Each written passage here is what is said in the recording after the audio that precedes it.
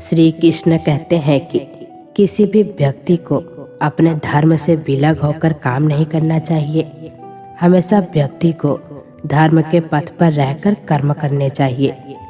जो भी व्यक्ति धर्म के मुताबिक काम करता है वो जीवन में निसंदेह सफलता हासिल करता है। जैसे किसी विद्यार्थी का काम है शिक्षा प्राप्त करना और सैनिक का काम है देश की रक्षा करना। भगवान श्री कृष्ण गीता के उपदेश सुनाते हुए अर्जुन को कहते हैं कि किसी व्यक्ति को कभी भी घमंड नहीं करना चाहिए, क्योंकि यह व्यक्ति के पतन का कारण बनता है। ऐसे में व्यक्ति को अहंकार रहित होकर काम करने चाहिए।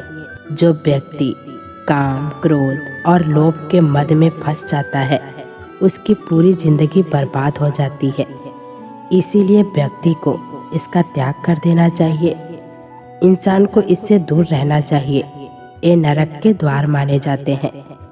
गीता में कहा गया है कि मनुष्य को अपने इंद्रियों पर यानी आँख, कान, नाक, जीभ और त्वचा पर संयम रखने की जरूरत होती है। जिस व्यक्ति की इंद्रियां उसके बस में रहती हैं वो जीवन में कभी असफल नहीं होता है और उसकी बुद्धि भी बहुत तेज होती है।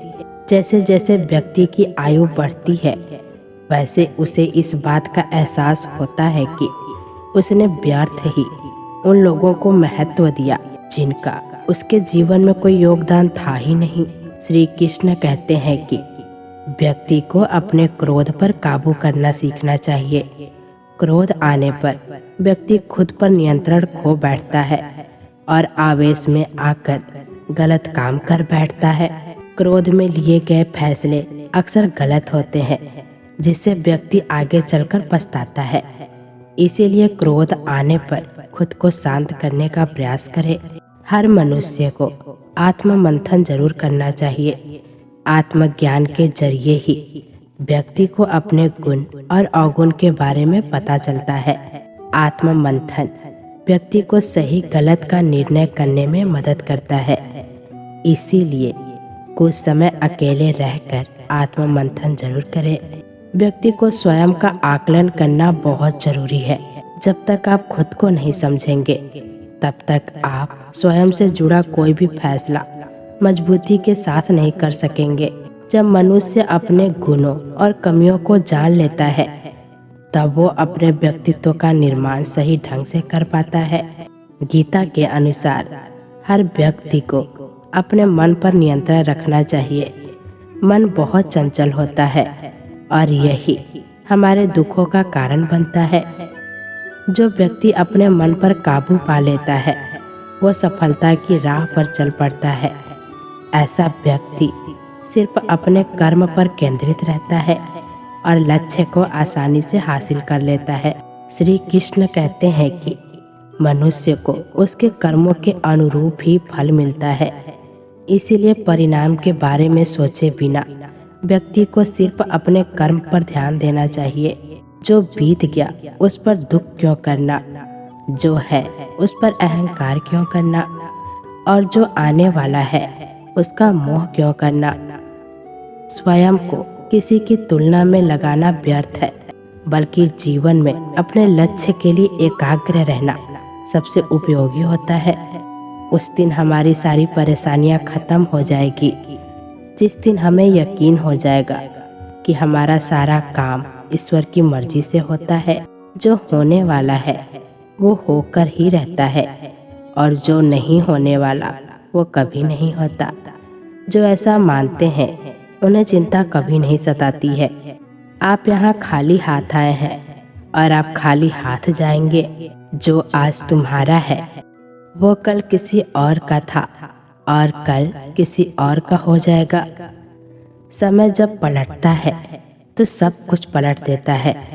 इसीलिए अच्छे समय में घमंड ना रखें और बुरे वक्त में सब्र रखना ना छोड़ें। बीते कल और आने वाले कल की चिंता नहीं करनी चाहिए, क्योंकि जो होना है वही होगा और जो होता है अच्छा ही होता है। इसीलिए वर्तमान का आनंद लो। श्री कृष्ण कहते हैं कि ना तो यह शरीर तुम्हारा है और ना ही तुम इस शरीर के मालिक हो। यह शरीर 5 तत्वों से बना है: आग, जल, वायु, पृथ्वी और आकाश। एक दिन यह शरीर इन्हीं 5 तत्वों में विलीन हो जाएगा। एक बार श्री कृष्ण ने अर्जुन से कहा, हे अर्जुन, क्रोध से भ्रम पैदा होता है, भ्रम से बुद्धि व्यग्र होती है। जब बुद्धि व्यग्र होती है तब तर्क नष्ट हो जाता है, और जब तर्क नष्ट होता है तब व्यक्ति का पतन शुरू हो जाता है। जीवन का एक ही सार होता है, श्रीमद् भागवत गीता। यही सार यदि जीवन का आधार बन जाए तो जीवन सफल बन जाता है। आइए एक छोटी सी कहानी सुनाती हूँ। एक छोटे से गांव में एक रमेश नाम का लड़का रहता था। रमेश एक साधारण किसान परिवार से था, जहाँ दिन भर खेतों में काम करना और परिवार का पेट भरने के लिए संघर्ष करना जीवन का हिस्सा था। लेकिन रमेश के सपने बहुत बड़े थे। वो शिक्षा के महत्व को समझता था और खुद को और अपने परिवार को इस कठिन जीवन से बाहर निकालना चाहता था। रमेश के गांव में एक सरकारी स्कूल था, जहां वो पढ़ाई किया करता था।